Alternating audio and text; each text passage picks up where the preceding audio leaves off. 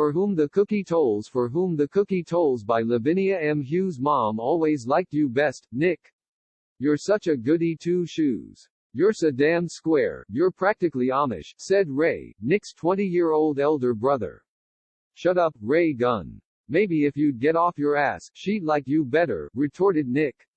I do plenty around here. Why, ever since Dad left for that floozy, I've taken out the rubbish every week, said Ray. Ooh, big deal. You took out the rubbish twice. Since you're the one who loads it up every week with your junk food wrappers, you freaking should take it out, said Nick. It's been longer than that, said Ray, not really believing it himself. You think you're hot stuff because you're the chef at that greasy spoon they generously call a diner.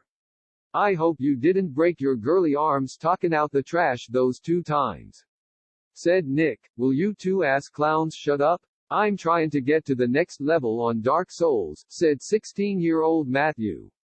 Intently playing a video game, said the Crown Prince, sitting on his couch doing fuck all, said Ray. The 3 brothers, finally out of insults, settled down. The mood in the room was downcast. Their father had left their mother, Angela, for his mistress just a few weeks ago. They took it out on each other as the family became increasingly despondent while struggling financially.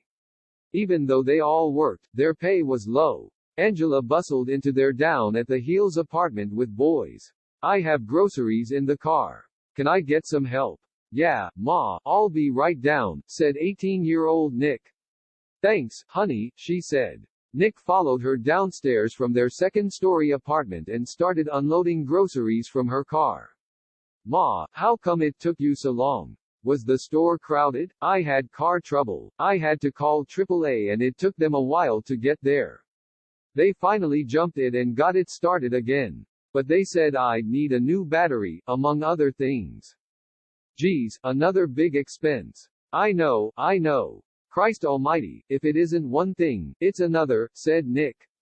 Oh honey, you sound like an old man. Some days I feel like one. How'd your application go? I don't know. Let's take a look. And Nick pulled out a letter from his pocket and read, We are pleased to announce that you have been accepted to the Boston Institute of Baking School and have been awarded a full scholarship to our 2-year program. Congratulations. She hugged him and said, Oh, honey, that's wonderful. I always knew you were going places. Always playing around in the kitchen, although I could probably do with fewer desserts as she patted her well-padded tummy. Now if we could just get your brothers to act like they live here, that'd be great. I know. They are lazy bastards. Nick, language. I love them, but I just think they need a fire lit under them some days. Ray is doing okay at the metal fabrication place but with 2 years of experience. I think he deserves a raise but he doesn't seem motivated to ask for one. And Matthew. I'm glad he's getting regular hours at the Pizza Palace but he's made no applications to any schools and hasn't talked about joining the military.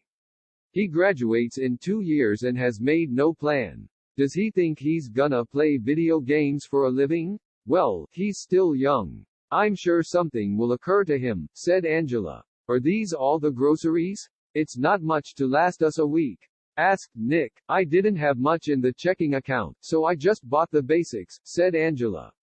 Can't Dad help out? He hasn't yet. I've got an appointment with a divorce lawyer in a few weeks. I'll ask for alimony, at least till Matt graduates high school. In the meantime, we'll have to make do. Angela put her head down and started to cry. Nick hugged her and said, Ma, it's all gonna turn out fine eventually. I mean you have us 3. I know, you boys eat like horses. But I love you all and we like pasta, right? Best budget stretcher I can think of right now. You know when Grandpa came over from Sicily that's how he made do. They put all the groceries away and Nick started making supper. As they sat down to eat, Ray, in between generous mouthfuls of pasta, said, Ma, Aunt Lisa called. As usual, she laid on the guilt. In a falsetto, Ray said, When am I gonna see my baby sister Angela? You should go visit her, Ma. My car is not in good shape. I need a new battery. I had to have it jumped at the store, said Angela. Listen, I know a guy who owes me a favor. Why don't you take the train to visit Aunt Lisa and I'll get it done for you. When you come back, it'll be all set, said Ray. You know, that might be just the remedy to take my mind off things.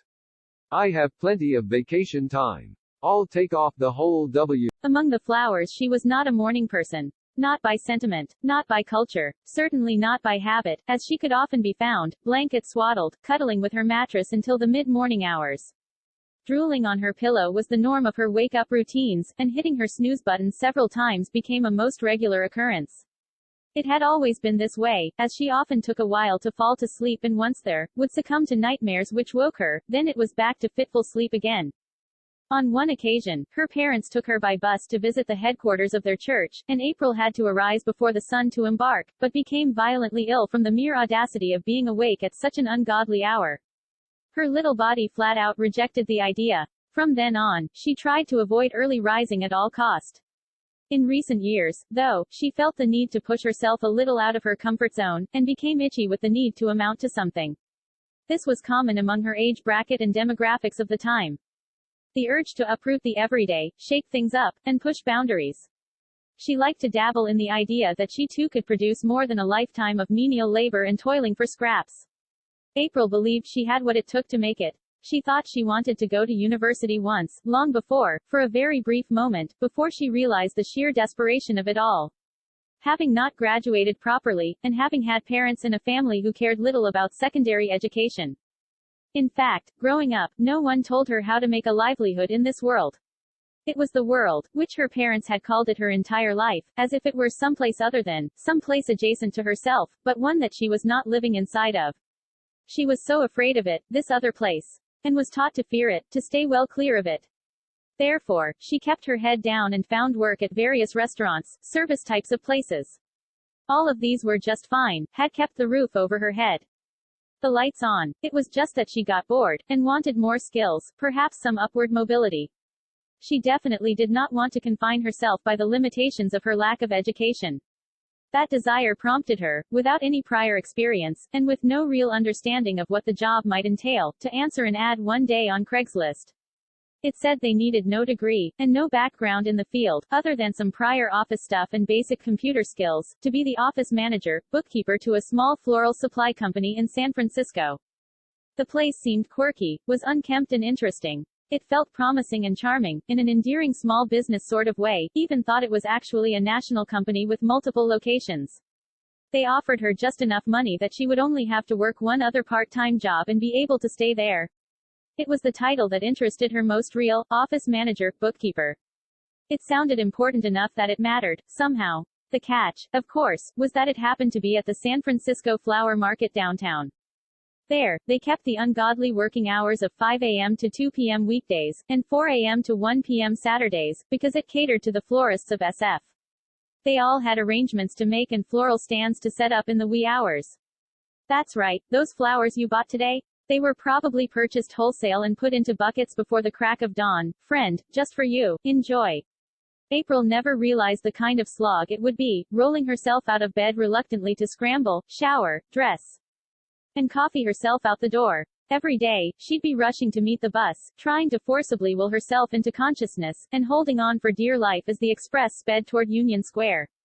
Once there, she would depart onto the downtown city streets and throttle herself headfirst through the bustling pedestrians of the early everyday, the go-getters, the morning sales clerks and sullen laborers, trampling and trotting along. She would make a beeline down Fifth Street, until she was well clear of the melee. Striding confidently toward the freeway on-ramps and the gas station hellscape. She always walked briskly past the homeless shelters, with men spilling out after checkout time, gathering shoes and whereabouts on the doorstep, smoking, and/or deciding a plan of action for their day. These, she would try to hurry past less out of any fear, than out of a profound sense of sadness for the unjustness of their situation. Another block more and she would be there, flashing a badge and entering through the giant warehouse on the north side. The one with the basic flower varieties and the crafty accoutrements. April would take her time walking through the warehouse, taking in the feast of colors and fragrances. The whole place smelled of pine and cinnamon when